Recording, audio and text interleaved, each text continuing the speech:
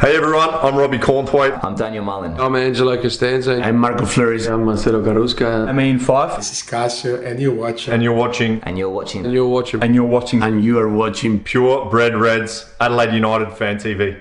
Sub, and he's given the ball away again. Ange Costanzo. Here come Adelaide. Good ball to Dodd's ball. Bruce Djite must score. Does score. Great finish. Great goal, Bruce Djite. Adelaide 2-0. Wonderful goal.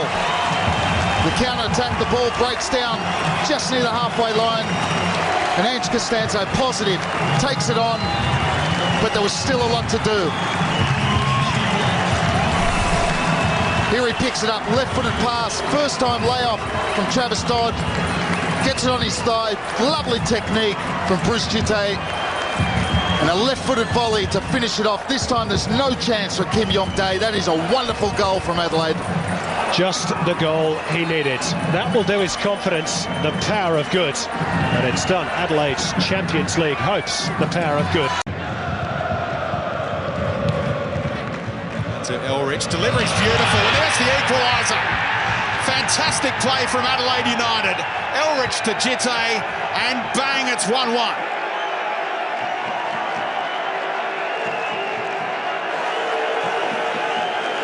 Three games without a goal until now.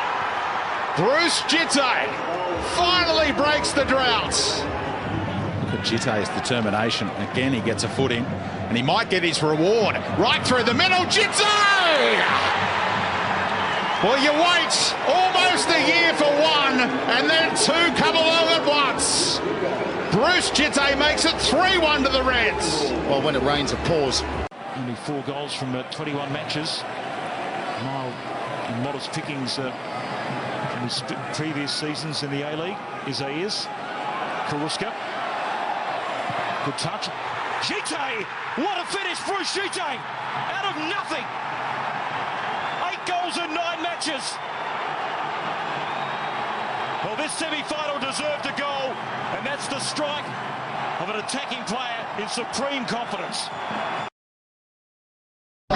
G'day guys and welcome to the Pure Bred Reds Adelaide United Fan TV. Tonight we're at a Red Army organised event screening of the 2015-16 Grand Final win, and I'm absolutely delighted to welcome to the show for the first time ever our current football director, club legend as well, needs no further introduction, and really the face of Adelaide United as of mid-2019, Mr. Bruce Djite. Absolute pleasure to have you on the show, mate. Thanks for having me. Now, obviously, being the football director right now at an A-League club, I imagine is a challenging prospect. How are you tracking along personally? Personally, I feel good. It's a very challenging prospect. That's a good way to put it. But that's what I love, and that's why I took on the role. Of course, no one predicted COVID and the extra challenges that had come along the way. But it's been a fantastic learning experience. It's been a difficult time, but the future looks brighter, and the present actually feels quite comfortable compared to where we were 9 or 10 months ago. And a lot of that comes down to how well South Australia especially and Australia have done with the managing COVID. Absolutely. Let's talk about 2015-16. What a season it was. You've gone on the record in the past saying that you thrived a lot under Josip Gumbau when it all really started. Obviously, it resulted in us winning the championship in the end with Guillermo Moore taking over in 2015-16. I assume, you know, it would be the pinnacle of your career. If not, it was certainly up there, this grand final that obviously means so much to all of us. Tell us just about your experiences, not only from that day in May of 2016, but over that entire era, obviously holding the FFA Cup up under Josip a season before the first silverware we won since our first A-League season. You were there leading the line. What were your experiences like throughout that whole timeline? Look, I think it was a fantastic era for the club. Josip revolutionised the club completely. Him and his staff, I'd say Josip almost single-handedly. Obviously he played a major part in it, but him and his staff really revolutionised the club. The way we play, the way we went about our football, even non-Adelaide United fans and followers of the game would frequently comment to me about how they watch their team, and they always watch the Adelaide United game. So entertaining, the style of football they really enjoyed. So being a player throughout that period was phenomenal. Guillermo obviously brought it all home, and whilst the beginning of that 15-16 season was a difficult one for everyone, it culminated in the ultimate championship and the premiership double. So something that's going to be very difficult to replicate, something we're working towards trying to replicate in some way, shape or form every day here at Adelaide United Football Club. But look, I think the club's gone through a few different eras. It's gone through a few different owners, a few different coaches, certainly. So it's ebbs and flows. But right now we're really trying to concentrate on people being fans of the club. A lot of people are fans of players or coaches. Giuseppe had a huge following. Marco Kurtz was very popular. Players along the way have been very popular. You know, when Isaias and Craig Goodwin left, a lot of people are up in arms as well. I think you'll always have the people that you love within a club, but first and foremost comes the club. I'll come, one day I'll be gone. You know, players will come and go, coaches will come and go, the club will always remain, and I think that's important to build an affinity with the club first and foremost. Beautifully said. I want to quickly just take you back to last year. So obviously announced that you would come in as football director. Very sad to have seen you go in 2016-17 after the championship season. Obviously a special thing for you to come back in this new role at the club. Just talk us through what it was like transitioning into that role. Obviously you were headhunted by Piet van der Pol, the chairman of the club as well, to come into this role. What was that experience like for you? Yeah, look, my transition out of being a player into the media initially with Fox Sports in Sydney was a relatively smooth one. I was lucky in the sense that I studied while I played, and I had options when I chose to retire. I probably could still be playing now, if I'm honest. But at the time, and still today, I don't regret it for one day actually. I was motivated to do all the work required to play in the finals, to play in the FFA Cup final or the grand final or anything like that. So that's when I knew it was time to hang up the boots, and I had other interests. Other things I was more passionate about than going to training every day. And when Piet called me about the opportunity to come back in this role, which I'm very thankful to him for, I grabbed it with both hands, because I've always been ambitious, I've always aimed high. I never left Adelaide United because I didn't want to be here.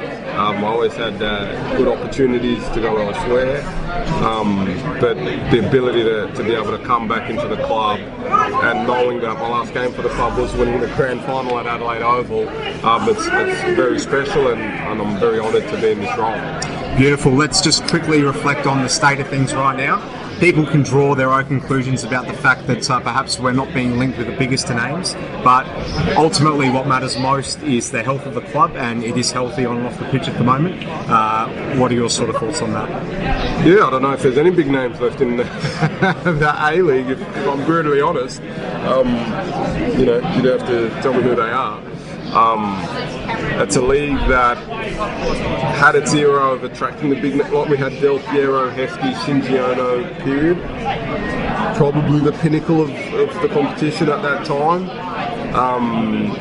The club's clearly pivoted towards younger players, and we've been telling that story for a long time now. Maybe some people are a bit sceptical about that idea, that strategy, but I think with the player sales we've made in the most recent transfer window, with the opportunities we're providing young players, I honestly can say, and I've said it before and I'll continue to say it, that if you're one of the best young players in Australia, then this is definitely the best club for you. You know, I was doing a webinar today with the FFA and Graham Arnold, and you know, I reiterated it again then. Just, you know, Adelaide, a lot of people are shifting towards youth and younger players now because of COVID. We were doing it pre-COVID.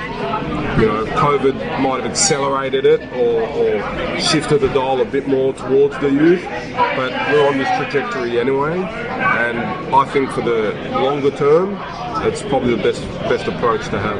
and we've seen tonight just how much it means for heroes of the club to the fans. Obviously, you know, we've seen how adored you are here tonight, having a relationship with the fans. You've got a great relationship with the supporters of the club. How important is it in this era right now where fans around the world probably feel so disconnected with their football clubs that we can have more of these types of events where us fans can get up close and personal with our heroes from yesteryear, and obviously you being at the club now makes it even more special in the role that you're in.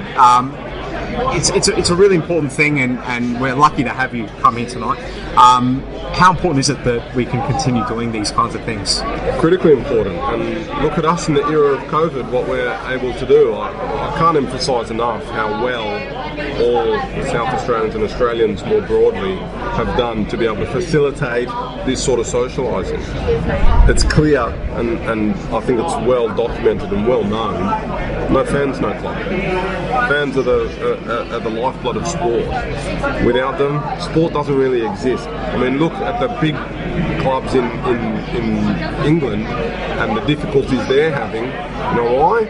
Because they rely a lot on their fans. I know people say all the time, you know, the fans are the 12th man, the fans drove us home, the fans really give us the lift, the fans are fans are fans. And fans might think that's a cliche sometimes, but it's the truth. And COVID has shown that. I think it's important from a club perspective that we're not just connected but well engaged with our fans, especially the most loyal and die-hard ones, such as those in the Red Army. They're there in the rain, they're there when it's 40 degrees, they're there when we're losing 3 or 4 games in a row, but they're also there when we're there lifting the trophy, you know, and the fans recognise them and they really appreciate it. If the Red Army wasn't at a game and the whole stadium was sold out, but no Red Army, it would not be the same. I honestly believe that players would prefer to have the Red Army and 80% full stadium than to have a full stadium without the Red Army. They really do drive the fans and the interaction amongst the fans, and they certainly drive the players, especially when things aren't going well. Beautifully said. Well, Bruce Djite, we've kept you here long enough. All-time top scorer at the club, current football director. Thank you for all your service to Adelaide United and all the very best with what is going to be a very interesting season coming up. Thanks for being on the show, mate. Thank you. All the best.